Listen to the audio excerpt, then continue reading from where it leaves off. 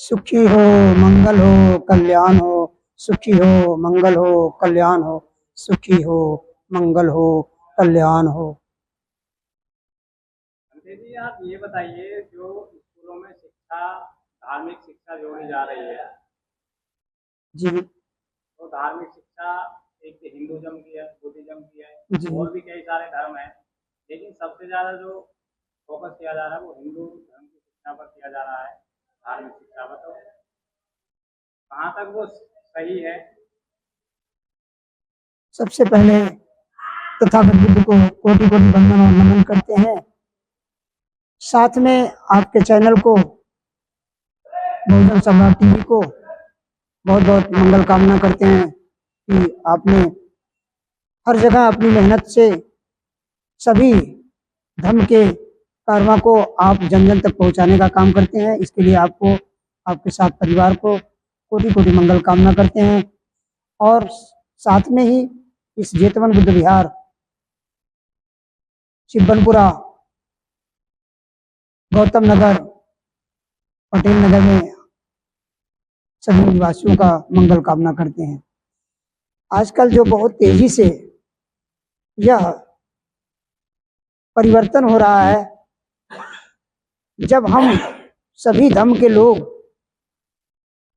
पूरे भारत के जितने लोग हैं, और जो भी यूज करने वाली वस्तुएं हैं, उन वस्तुओं को वो विदेश के कल्चर से देखते हुए यूज करते हैं।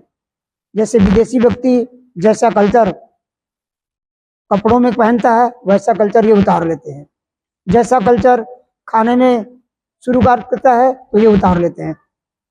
जैसे उदाहरण के रूप में चाइना ने बहुत छोटे छोटे वस्त्र पहनने का जो वहां का अपना कल्चर दिखाया, और साथ में खाने के लिए उन्होंने तमाम ऐसी फूड्स का निर्माण करा, जैसे चाउमीन, मोमोज, बर्गर, ऐसे तमाम चाइनीज जो खाने की चीजें हैं उनको उतारा। तो यहाँ के लोगों ने तुरंत उसे एक्सेप्ट कर लिया। उसको बनाना, पिज्जा, बर्गर, ये सब सारी चीजों को खाना, सेवन करना, बाजार में दुकानें खोल देना, बेचना, धंधा कर लेना, ऐसे वस्त्र पहनने, कपड़े पहनने, सब चीज करना शुरू कर दिया। तो उनकी कल्चर के साथ साथ उनका एजुकेशन भी तो अपनाना लेना चाहिए ना। जब उनकी सब चीज ले रहे हैं तो उनकी धार्मिक चीजें भी तो लेनी चाहिए। और वो चाइना किसको एक्सेप्ट करता है? बुद्धिज्म को।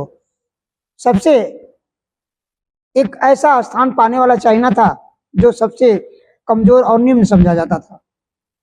लेकिन चाइना आज बुद्ध के मार्गदर्शन में चल करके आज पूरी दुनिया को, यहाँ तक कि टेक्नोलॉजी के मामले में सबसे टॉप 10 का जापान है, उस जापान को भी पीछे छोड़ने के लिए पहुंच चुका है।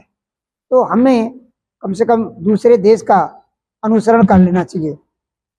यह शिक्षा की नीति नहीं है कि केवल एक चीज की आप प्राथमिकता दें। हमारा संविधान जो है वो सभी धर्मों को प्राथमिकता दिया था, लेकिन बाबा साहब ने जिस संविधान को बनाया, उस संविधान को बनाने वाले ने सभी धर्मों का अध्ययन करा। लगातार 6 साल अध्ययन करने के बाद तब उनको लगा कि सभी धर्मों में असमानता है। सभी धर्मों में असमानता है, लेकिन इस बौद्ध धर्म में कोई असमानता नहीं है। इसमें कोई छोटा बड़ा नहीं है, इसमें कोई ऊंचा नीचा नहीं है, इसमें कोई गरीब अमीर नहीं है। यह एक समानता का धर्म है। इस धर्म को हमें ग्रहण कर लेना चाहिए। और यह मेरी प्राचीन संपत्ति है, ये यही की हमारी संपत्ति थी। हम कोई धर्म परिवर्तन नहीं कर रहे हैं, यह तो हमारी पुराना विरासत है। यह पुरानी विरासत में हम अपने वापसी जा रहे हैं। हमें उसे पता चल गया, हमें उसका ज्ञान हो गया, तो हम उसे अपने आचरण में और व्यवहार में उतारने का प्रयास कर रहे हैं। जी, समाज में धार्मिक शिक्षा की जरूरत है या वैज्ञानिक शिक्षा की? समाज में पूरी दुनिया के लोगों तक की सबको पता है कि धार्मिक शिक्षाओं को अगर हम लोग फोकस करते तो शायद हम आज पैदल भी नहीं चलने के लायक होते। धार्मिकता में सर्वश्रेष्ठ इसलिए बुद्धिज्म को दिया गया कि बुद्धिज्म का काम ही है, बुद्धिज्म का मार्ग ही है, अत्त दीपो भव, अपना दीपक आप स्वयं बने। और जब तक आप प्रैक्टिकल नहीं करेंगे, जब तक आपके पास कोई साक्ष्य नहीं, बुद्ध का कहना है कि आप उन बातों को ना माने जो किसी पूर्वज ने कही हो। उन बातों को भी न माने जो किसी पौराणिक ग्रंथों में लिखी हो, उसको भी मत मानिए आप कि जो हमारे पूर्वज अब तक करके आ रहे हैं, आप उसको मानिए जो आपकी तर्क की कसौटी पे कसने के बाद खरा उतर जाए, उसे मानिए। विज्ञान बुद्ध के बाद का ही उदाहरण है और विज्ञान बुद्ध के मार्गदर्शन में आज फल फूल करके आज इतना डेवलप कर दिया। पूरी दुनिया के लोग जितने भी अच्छे से अच्छे वैज्ञानिक लोग हैं, वो किसी न किसी वैज्ञानिक से आप उनके तर्क के पुस्तकों को अध्ययन करके देखिए कि चाहे वो लेनिन हो, चाहे वो आर्मस्ट्रांग हो, चाहे वह ग्रेटर जॉन मेंडल हो, चाहे वह साइंटिस्ट अल्वा एडिसन हो, सभी ने अगर एक्सेप्ट किया तो बुद्धिज्म को।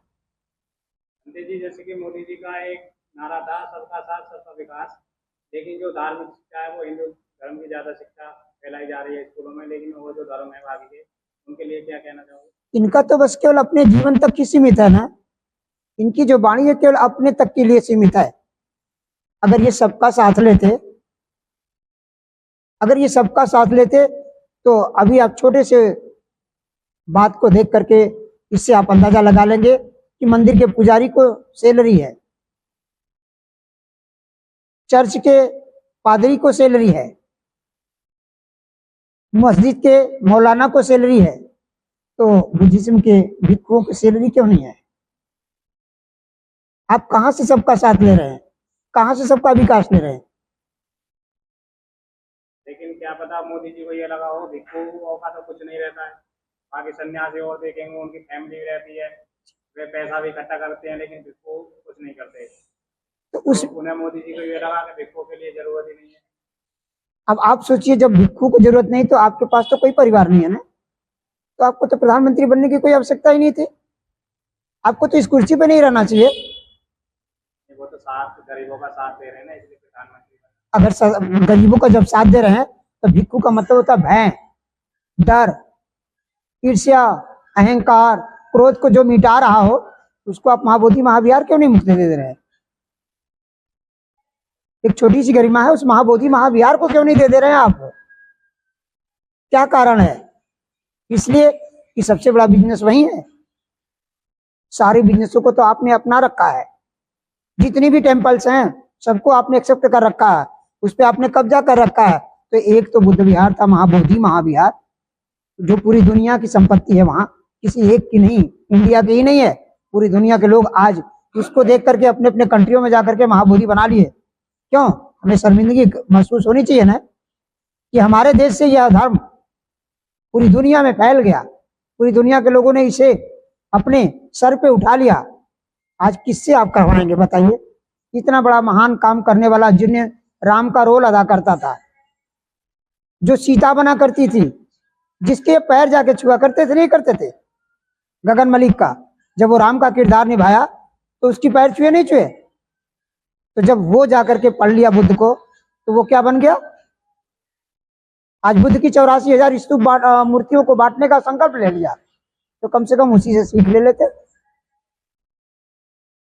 बंदे जी, आपने जैसे एक बात छेड़ी के महाबोधि जो टेम्पल है वो बोधि जो वो बंतों को दे दिया जाए, लेकिन उसमें कुछ बनते हैं जो बनते भी तो रख रखे हैं। बनते तो रख रखा उन्होंने, लेकिन वो बनते तो उन्हीं के अनुसार चल रहे हैं ना। किसी मैनेजमेंट कमेटी जहां बनाई इन्होंने, अभी बहुत प्राचीन तो नहीं बनाया ना, उस समय तो लोग उनके लायक नहीं थे ना, उनके अनुसार पढ़े लिखे, उनके लायक वेदों के अनुसार नहीं थे ना। लेकिन आज तो इक्वालिटी आ गई थी ना कॉन्स्टिट्यूशन के बदौलत। तो राम मंदिर जब बनी तो उसमें कितने मेंबर हैं, कितने मेंबर ऐसे हैं जो SC ST OBC के लोग हैं? ऐसा कोई है क्या? अभी बिहार के वैशाली में एक भव्य स्मारक बनाया है जी, जो कि बुद्धिज्म से रिलेटेड है, तो आप कह रहे हैं कि मोदी जी काम नहीं कर रहे, लेकिन इतना भव्य स्मारक बनाया है वो भी तो आपके लिए बनाया है। किसने बनाया? मोदी जी नहीं बनवाया? मोदी जी प्रधानमंत्री हैं तो मोदी जी बनवाएंगे, किसने बनवाया? देखिए, प्रधानमंत्री अभी हमारे समाज के लोग पढ़े लिखे विद्वान होने के बाद कहते हैं सरकार इनकी है। अगर जब सरकार इनकी है तो भारत के ऊपर जो गवर्नमेंट का जो प्रचार होता है, जिन सरकारी गाड़ियों पर मिला होता है, जो सरकारी गाड़ियों पे, एम्बुलेंस पे या चाहे किसी भी अधिकारी की गाड़ी पर जो एक सिंबल लिखा होता है, वो क्या लिखा रहता है? भारत सरकार। जब वो भारत की सरकार है तो फिर उनकी कैसे सरकार है? काम तो वही कर रहे हैं ना बंधु जी। काम तो तब करेंगे जब सरकार के सभी लोग उसमें सहमत होंगे ना, चाहे वो राजी से हो चाहे नाराजगी से हो, लेकिन सहमत तो सभी की, योगदान तो सभी का है ना। तो सरकार सभी की है ना, वो भारत की सरकार है। वहां के लोग कहीं नहीं कहते कि हाँ हमारी सरकार है, ट्रम्प की सरकार है, वो नहीं कहते ना। वो तो कहते हैं कि इस अमेरिका की सरकार है, इस देश की सरकार है। तो आप यहाँ से जाते तो कहते हैं कि हाँ इनकी सरकार है, जाकर के कहते हैं ना कि भारत की सरकार है। तो फिर हम भारत की सरकार की बात करते हैं ना। भारत सरकार का जो नियम है कि एक कानून का जो रखवाला व्यक्ति होता हो, एक बहुत बड़ा जो घर का मालिक होता है, वह बेचारे को कम से कम घर की संपत्ति में घर वाले से, छोटा बच्चा से लेकर बड़े से लेकर बुजुर्ग से लेकर महिला तक की सभी की देख रेख उसको करनी पड़ती है, इसलिए वो घर का मालिक कहा जाता है। तो जब घर का मालिक है तो उस मालिक को इतना समझना चाहिए कि हमारी महाबोधि महाविहार के लिए जब पूरे दुनिया के लोग वहाँ एक अपना केंद्र समझते हैं, किसका? धर्म का, आस्था का नहीं, वो लगन का केंद्र है। क्योंकि वहाँ बुद्ध को पूरी दुनिया के लोग जानते हैं कि बुद्ध को वहाँ संबोधि की प्राप्ति हुई है। 6 वर्षों के मेहनत के बाद तो वहाँ संबोधि मिली है। संबोधि मिलने के स्थान को भी आप नहीं जोड़ रहे हैं। और अगर आपको वैशाली बनाना तो वैशाली के लोगों ने बनाया वैशाली। और उतना ही नहीं, आज एक स्थान है नवादा, बोध गया के पास जाते हैं जब आप जाइएगा बिहार में तो एक नवादा स्थान पड़ता है। उस नवादा स्थान में भी 108 फीट की नई मूर्ति लगा रहे। इसलिए हम चाहेंगे कि अगर उनको अपना ये टारगेट और अपना जो उन्होंने प्रोडक्ट निकाल करके दिखाया है कि हम सबका साथ और सबका विकास करेंगे, तो वह एक गरीब के व्यक्ति की झोपड़ी में अगर दीपक जलाए ना, तो यह बात तो उनके साथ में फिल्म का कलाकार भी कह रखा था कि किसी जगह कैंडल जलाने से अच्छा है कि जीसस किसी गरीब के झोपड़ी में कैंडल जलवाइए। कहीं चादर चढ़ाने से अच्छा है कि किसी गरीब भूखे के ऊपर सर पे चादर चढ़ाइए। लेकिन उन्होंने, बुद्ध को तो उसने नहीं कहा क्या? देखा होगा कि उसने फिल्म में उस तलवार को लेता है और उसकी गर्दन को उड़ा देता है। धन्यवाद आपका। शिक्षा को छोड़कर बच्चों को आज धर्म से जोड़ा जा रहा है और विदेश के लोग छोटे से बच्चे को शिक्षित करते हैं, उसे कला से लेकर के, उसे अपने शरीर की कला को लेकर के शिक्षा की कला तक को सरकार सिखाती है वहां की। और हमारी सरकार शिक्षा को जो केंद्र है, शिक्षालय जो है जिसे विद्यालय कहते हैं, उसे भी बंद करने जा रही है।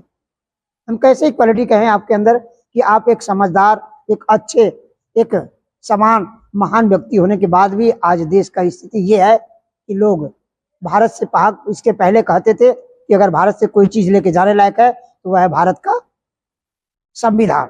लेकिन आज आप उस पर क्या कार्य कर रहे हैं?